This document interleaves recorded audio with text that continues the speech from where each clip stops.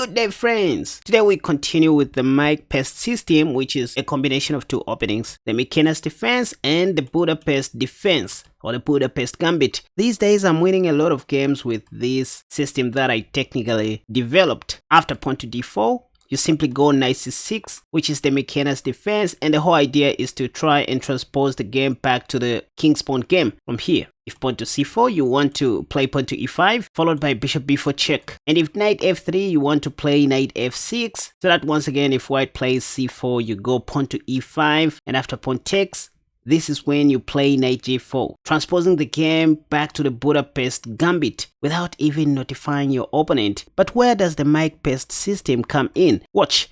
If white plays d4 and then you go knight c6, they play knight f3, and then this. There are times where white doesn't play pawn to c4, which allows you to transpose the game back to the Budapest. Hence, it is in those times when you want to play the Mike-Pest system, and that system works perfectly against the London system, the Cole, and other Fianchetto setups. For example, against the London setup, you want to play pawn to d6 first, making this bishop look useless along this diagonal, and say after pawn to e3. Of course, knight h5 makes sense. You just want to take that bishop, but our Mike-Pest is where you relocate your king's knight to d7 and play pawn to e5. Why not playing pawn to e5 immediately? Well, this is because after de and de, you may end up losing your queen and maybe some more material. So this is not what you intend to do. That's why before playing pawn to e5, you first of all want to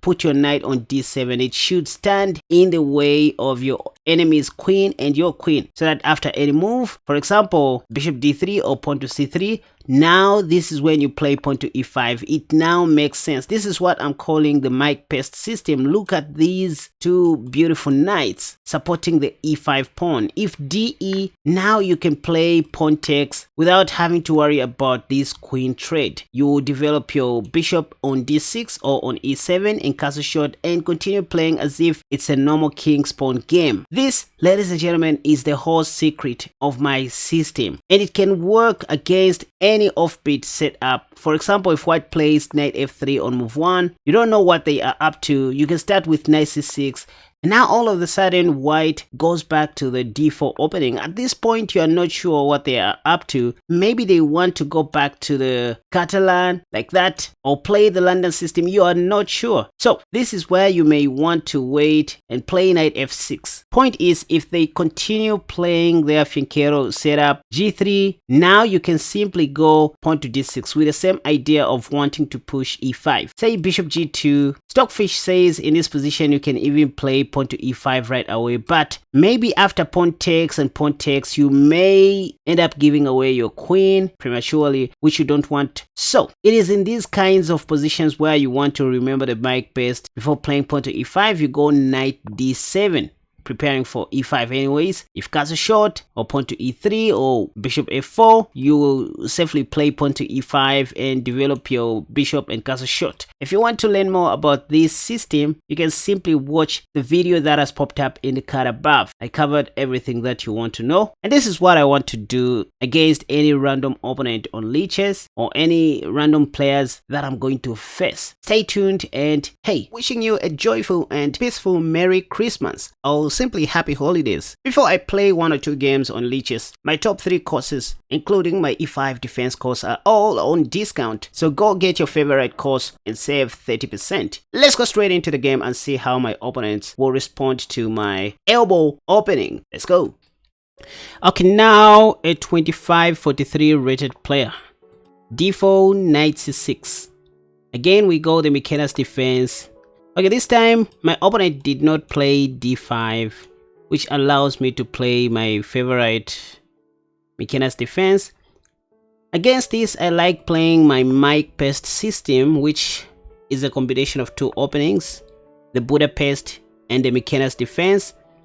Whenever I see pawn to c4, I try to transpose the game back to the Budapest. If pawn takes, I'll go knight g.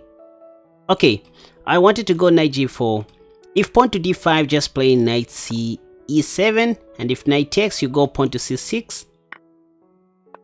Let me show you how you get back your pawn or your pieces.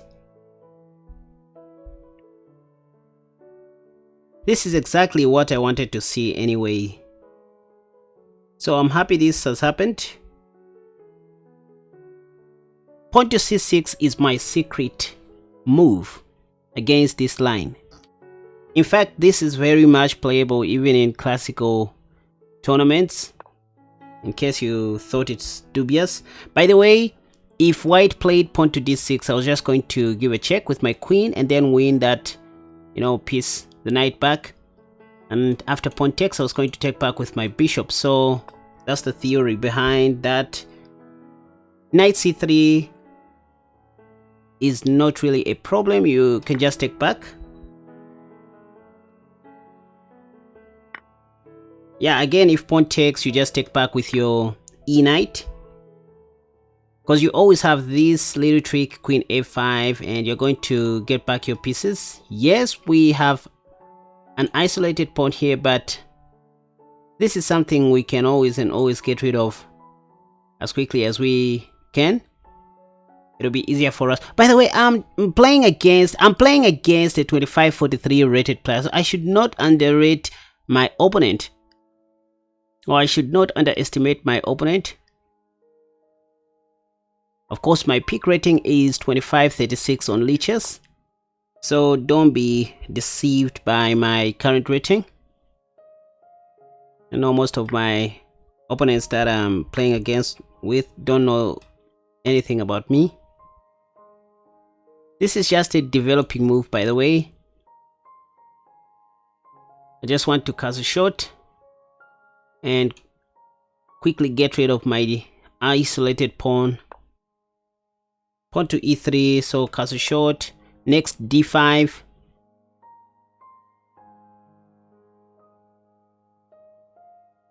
So we are back to equality. In some lines I have queen c7, by the way.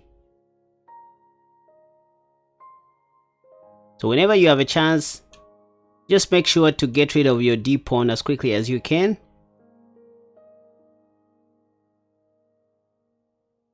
So let's see what my opponent is going to do here. 25, 43, bishop d3. So I can go d5 just as I planned. The idea is just to go d4.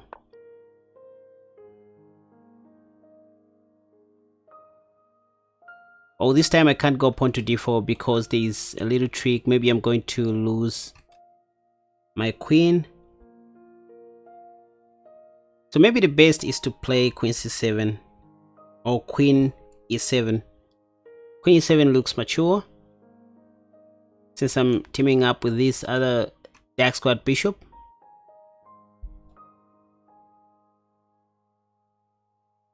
And there's just nothing my opponent can do to my isolated pawn. If you think about it, there are so many people who are watching me today. I don't know, which is a good sign. I think rook e7, putting more pressure on this knight. I'm not going to take it, by the way.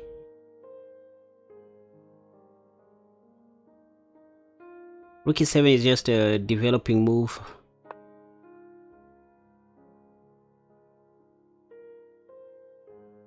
So this is a battle of waiting moves. We are both waiting for each other to strike first.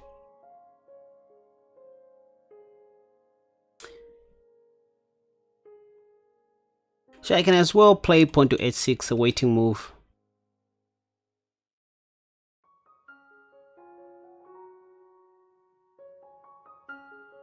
Or maybe let me just develop my bishop.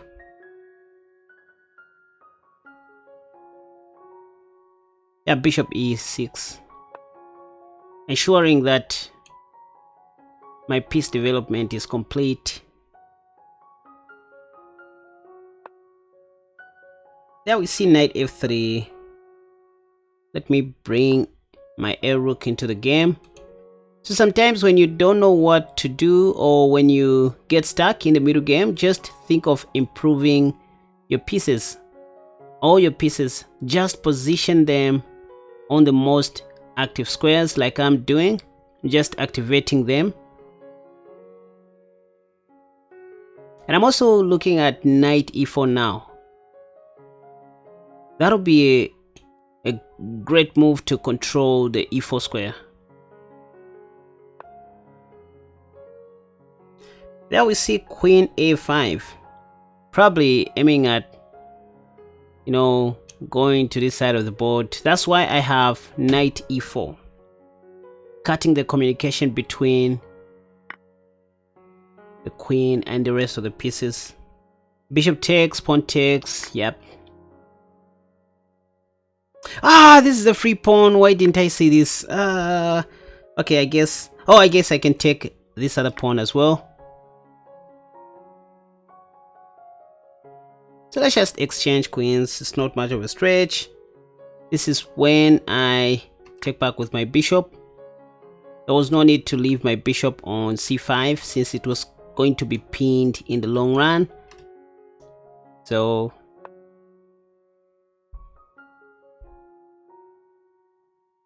what if I just attack that rook? Oh, they have rook d7. Oh, let me just ask for a rook trade, oversimplifying the game. Let me take back with my rook. Why not? And then play bishop b3. Oversimplifying the game is the key. Okay, now white wants to trap my bishop, so I better move it.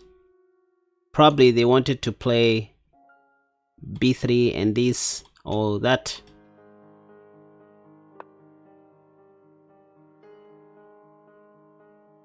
Okay, now there is a real threat on g7. I have to defend the g7 pawn. I need to find a way to trade rooks.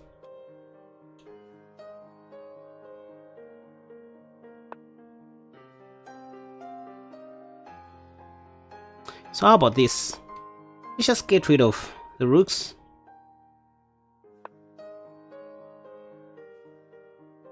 This is not good. Or maybe I can use this opportunity to improve my queenside pawns. This is a dark squared bishop, so let me put my pawns on the light squares. I have a feeling this is leading to a draw, if you think about it, because we have opposite colored bishops.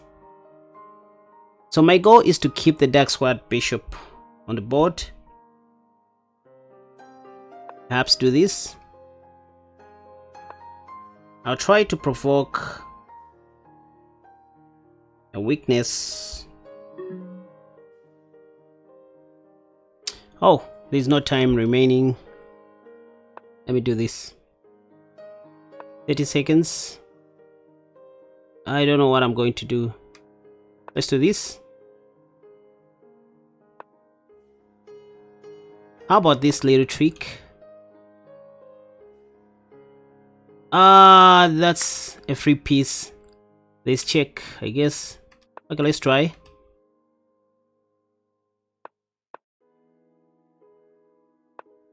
Check.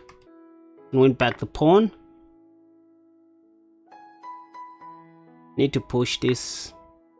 Once again. Is this a trick or something? I need to... Okay, I need to attack. Let's give a check. And do what? Do this?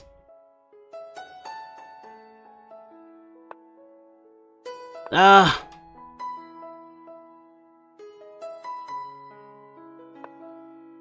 think this was a mistake. I made a mistake. 3 seconds remaining. Now I'm dying.